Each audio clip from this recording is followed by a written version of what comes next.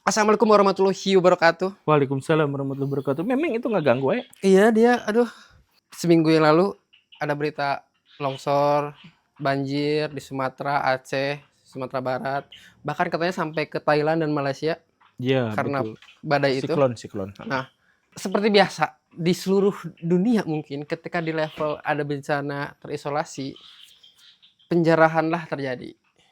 Udah ngeliat video-video penjarahan, Pak Guru? Oh belum. Nih kita lihat video penjarahan.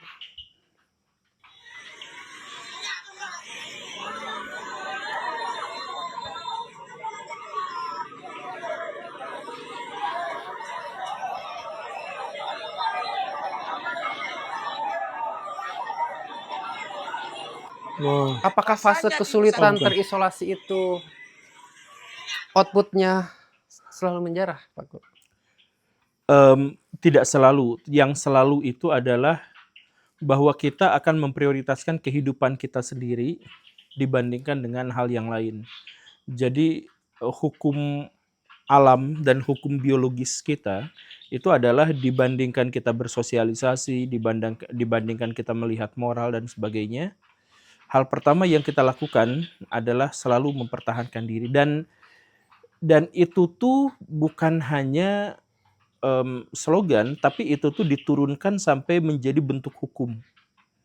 Jadi hukum kita tuh didasarkan pada itu. Hukum kita tuh didasarkan pada orang nggak boleh ngebunuh.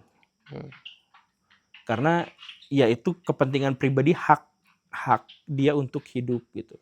Kemudian orang tuh tidak boleh mencuri karena itu mengganggu hak hidup. Jadi sebenarnya semuanya berhubungan dan harus memprioritaskan hidup kita sendiri sebelum orang lain. Kalau dirimu jadi tukang penjaga pantai atau jadi tim SAR dan hal yang semacam itu, kalau mungkin mengorbankan orang lain, mungkin harus mengorbankan orang lain. Jadi misalkan dirimu naik gunung gitu, kemudian nemu ada orang yang sekarat, dibawa pulang, pas dibawa pulang kepleset, mau ninggang batu gitu. Nah, bukan dirimu yang menjadi tameng bagi si orang itu, tapi orang itu yang jadiin tameng kan. Kalau kitanya mati dua-duanya. Nah, tapi pada prinsipnya memang sudah akal budi manusia bahwa yang diprioritaskan pertama itu adalah mengamankan diri. Itu yang pertama. Nah, tapi apakah levelnya itu sampai penjarahan? Nah, untuk memahami ini kita tuh harus mikir lebih jauh lagi gitu. Jadi maksudnya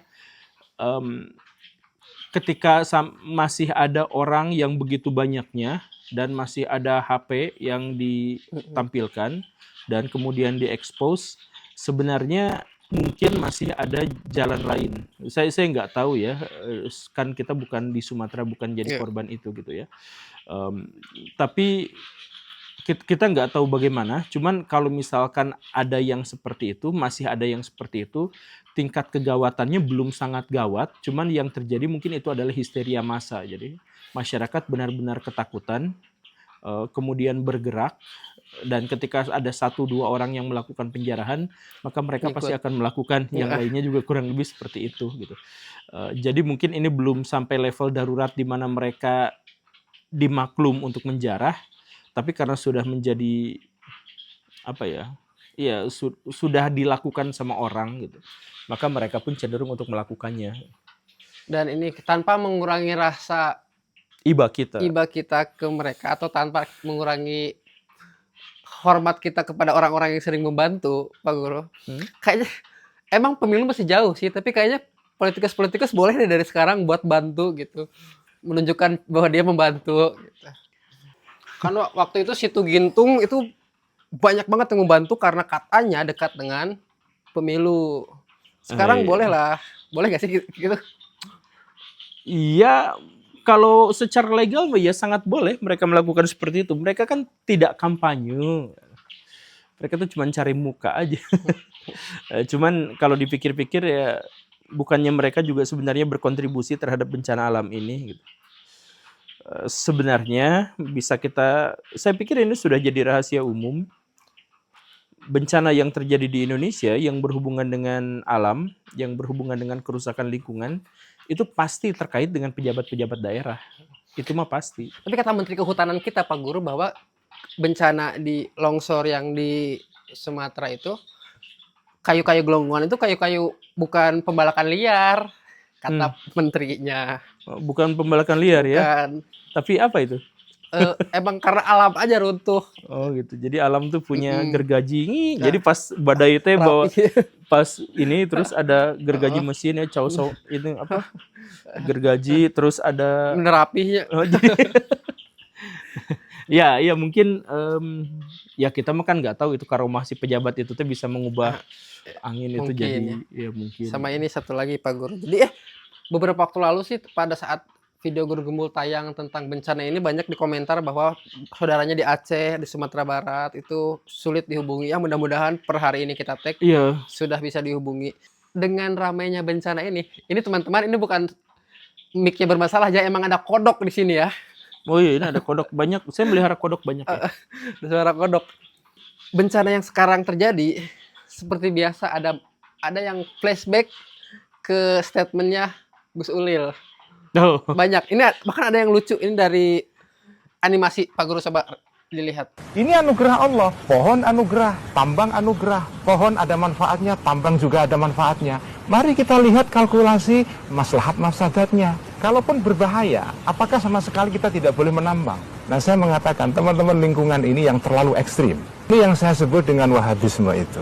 Lah, kalau sudah banjir kayak gini, anugerah dari mana? Anda dan para pengusaha sih enak dapat cuannya. Sedangkan masyarakat cuma kebagian banjirnya aja. Yang bener dong. Jadi Gus Ulil itu Kayaknya itu bakal jadi video abadi deh. kayaknya jadi abadi ya. Itu Gus Ulil itu terjebak dan terperangkap pada sebuah situasi.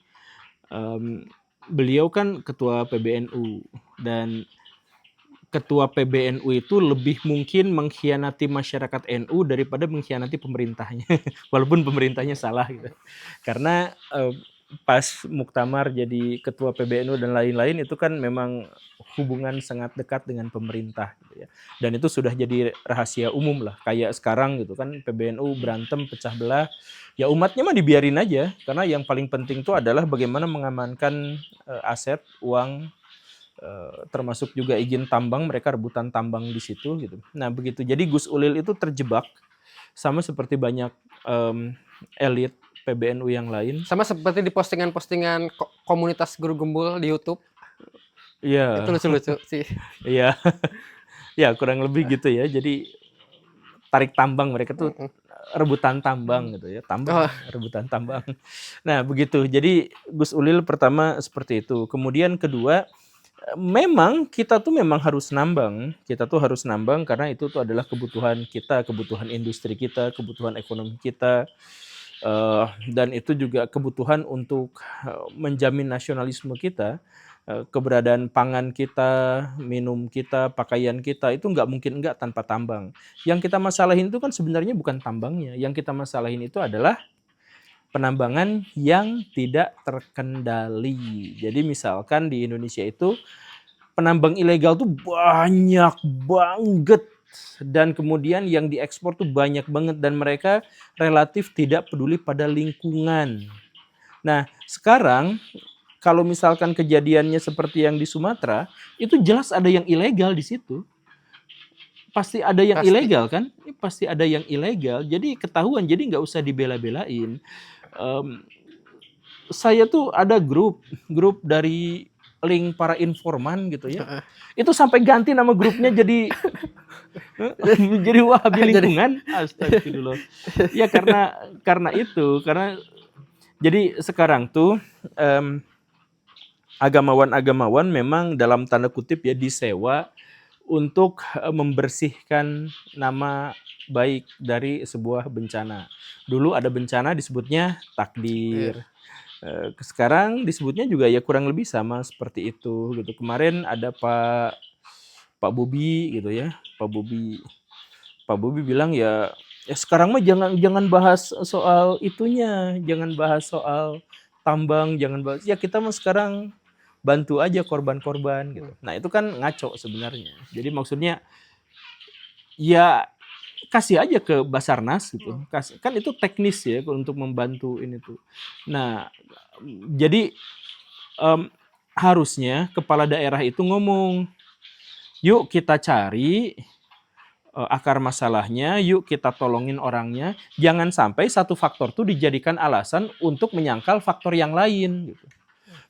Kita mah gak usah mikirin itu tambang gelondongan dari mana, kita mau mikirin ini. Ya jangan ya itu pikirin, ini pikirin. Namanya juga pejabat bertanggung jawab di mana-mana gitu. Tapi kan ya itu, jadi tameng-tamengnya itu banyak lah sekarang teh. Ini kalau banjir di zaman Nabi Nuh itu takdir ya. Enggak, jadi gini nih. Beda gitu. Enggak, semua tuh takdir, semua tuh takdir. Yang kemarin takdir tuh bener gitu. Cuman itu adalah klaim Tuhan. Manusia tuh gak usah ngeklaim. Jadi kalau nanti misalkan ada anak pejabat yang digilir sama-sama gitu, itu tuh takdir, gitu. Tapi gak usah ngeklaim juga gitu, karena itu bukan ranah manusia untuk mengklaimnya gitu. Kalau gitu kan segala sesuatu di muka bumi itu takdir gitu. Segala sesuatu tanpa kecuali itu takdir. Gitu. Tapi apa kita jadikan alasan gitu. Nah, suara kodok di video ini takdir nih. Iya, kita. takdir. Nah, gitulah Pak Guru. Kayaknya cukup untuk hari ini. Sampai jumpa besok. Assalamualaikum warahmatullahi wabarakatuh. Waalaikumsalam warahmatullahi wabarakatuh. Aduh, lucu banget lagi suara kodok.